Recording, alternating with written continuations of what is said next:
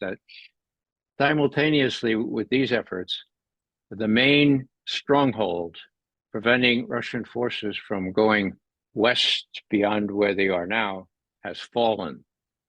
Even the Ukrainians have admitted that. It's called Avdiivka. In Ukrainian, it's Avdiivka, but it's the place from which the Ukrainian armed forces have been shelling the city of Donetsk. I don't mean any stronghold in Donetsk. I mean the citizens in Donetsk since 2014. So this is a major objective. And Putin, I think, can justifiably speak to his citizens and say, look, your cousins, the people you know or you're related to in Donetsk, are no longer have to put up with shelling from this particular redoubt. And the question, of course, now is how far west Putin's forces will go, because they can go much farther. Yeah. Wow, wow, wow. Do you think most people even know that Zelensky and Ukraine were bombing Donetsk?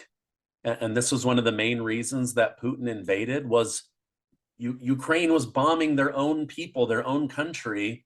And yes, a lot of them were Russian. And that's why Putin was like, we've got to reabsorb this area. I don't think most Americans know that he was bombing those people. That's right, Stephen. I'm glad you mentioned that, because I didn't know how it went up. The shelling went from, see if I can remember the figures. These are UN figures, right? Or they're figures from the Organization for Security and Cooperation in Europe, OSCE. It's a formal body set up by the Helsinki Accords. Now they have monitors on the ground along those lines, and it was from them we were getting these reporting. And all I knew at the time was, 14,000 since 2014 already perished. Now, some of those, of course, were Ukrainians, but they say, rule of thumb, 12 of those 14,000 were innocent civilians in Donetsk, mostly in Donetsk city, okay? What I didn't know, because the OECD didn't publicize these figures, is that I think it was the 13th of February, 2022, there were 500 shellings. 2 days later, there were, see if I can remember, something like 6,000 or 7,000 shellings, okay? And that's the way it went. It stayed at that peak until the 19th of February. And there are graphs showing this now available from the OECD, from the Organization for Cooperation and Security in Europe, okay? I have them, I can show you them. So what does that mean? That means that there's that, and there's also the fact that the Ukrainian forces, armed to the teeth now with NATO weapons, trained over the previous 6 years with NATO instruction, were all, not all, but almost all assembled on the border of Donetsk and Lugansk, these two oblasts, provinces in that part in the Donbass, and we're ready to pounce. Now, that Putin knew that. I mean, you got good surveillance, and you know exactly what's going on. Were they about to pounce on the Russian stock in Donetsk and Lugansk? It seems to me they were, but I didn't know that. So I was a little surprised that Putin did what he did.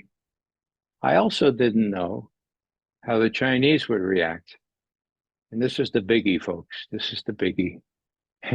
Putin was up in Beijing on the 4th of February, same month now, 2022, and they were launching the Winter Olympics in Beijing. And he had a tete-a-tete with Xi Jinping. And long story short, he said, look, this is what's happening. The firing, the shelling is increasing. They're not willing to deal with us on European security. They even want to move rockets into Ukraine. what do you call it, medium range, intermediate range nuclear weapons. Biden told me that they wouldn't do that on the 30th of December 2021. His negotiators never heard about that. And so in my last conversation with Biden was on February 12th, 2022. And I asked him, well, what about that promise that you said you wouldn't put missiles, offensive strike missiles in Ukraine? He said, oh, he wouldn't talk about it. And he wouldn't talk about not including Ukraine and NATO either. So that's the 12th. Okay. So we have the 4th. And what did Xi Jinping say? To the great surprise of all my Chinese specialist friends, he said, well, we don't like people violating borders. We're a Westphalia type of nation, but we'll carve out an exception for you. And they did. And everyone was surprised at that. So I was surprised at that. I was surprised because I didn't know what was going on in Donbass. So I didn't think that Putin really needed to do this. And I was surprised when he did it. Now I understand it a lot better because the truth has come out. And of course, the icing on the cake is, what were his objectives? His objectives, in my view, were scare the hell out of the Ukrainians, okay? Invade and get them to make a deal. All they wanted was some peace and quiet in Donbass, okay? And they got it. From the start, first week of the ground operation, they got together in Belarus, and then they, being Russian negotiators and Ukrainian negotiators, and then they moved the talks to Turkey. And not many people know this still, but in Turkey they concluded an agreement where Ukraine would remain neutral. There would be a distribution of forces, and the war would stop, and the Donetsk and Lugansk would remain part of Ukraine, but with regional autonomy, as was supposed to happen after the Minsk Accords. Now, that fell through because the U.S. and Boris Johnson, as its agent, told Zelensky, no, don't do this. If you do this, we won't support you.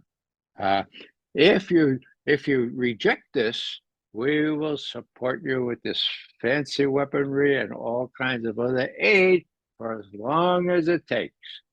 Bottom line, now the president says, for as long as we can, sotto voce, we can't anymore because of that damn Congress won't give us any money.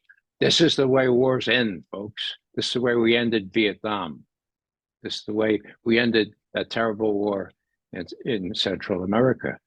Congress, our forefathers had the presence of mind to do, holds the purse strings, okay? If Congress cuts off money, then Ukrainians can't depend on us, encouraging them, as Obama warned against, to think they can prevail against a much more powerful Russia.